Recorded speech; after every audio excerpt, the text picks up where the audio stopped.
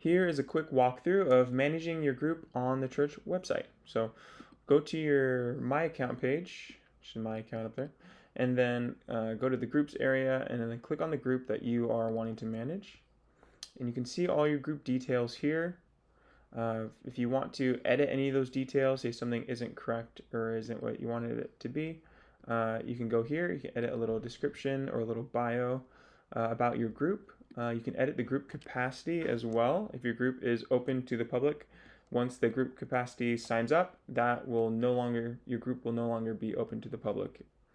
If you want to edit any of these, you can say what type of group you have, edit those details, whether or not you're doing childcare, if you have a specific meeting location. Make sure you hit the save button. And those are just a quick way of how to edit group details. The next thing is your group roster. So there are 3 types of group member statuses. The first one I'll mention is the pending members. And so pending members are most likely people who have signed up for your group through the group finder. They are people who are most likely waiting for you to let them know what the group information is, or maybe you're waiting to hear back from them to confirm that they're going to be joining. So make sure to reach out to anybody in these gray boxes. And as soon as you do that, you can hit this edit button and change their member status to active, assuming that they're going to be joining. The other status is the active status. Active members are people who are in your group actively attending. They will show up on your group attendance, and pending group members will also show up on your group attendance. So you can take attendance for anybody who's pending or active members. Also, if someone doesn't show up for a while, you'll receive an email, just a reminder to check in with that person, say they just couldn't make it for the last several weeks. You might receive an email saying to check in and let us know if there's anything that needs to be followed up with, or if they need any specific kind of care or assistance from the church. The last status for group members is inactive members. Inactive members are people that you want to keep on the group roster, but you might not see them for a while because maybe they're planning a trip, or they're not going to be away, or can't join for this study. They won't show up on your group attendance, and you won't receive reminders if they're not marked as attending the group for a while.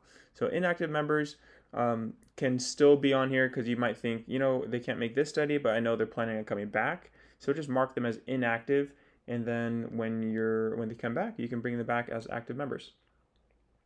The other thing is the group attendance. So from here, hit the group attendance button, and you can scroll down and see any past or recent attendances if you've taken attendance at all for your group.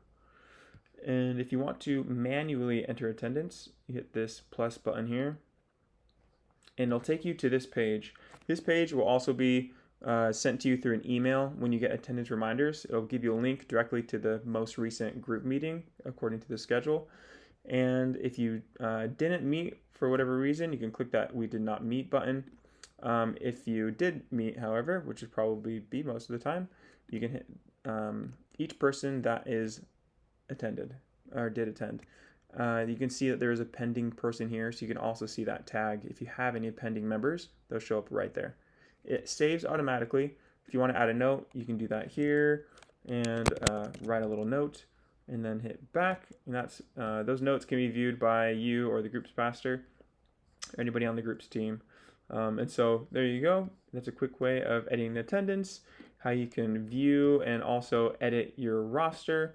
And the last thing is adding group members. So you can hit the add group member button, put a person here, first, last name, email, phone number, whatever contact info you have.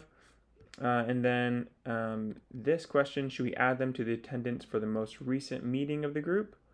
That is, so if they weren't on the attendance page, you can just add them to the attendance from there.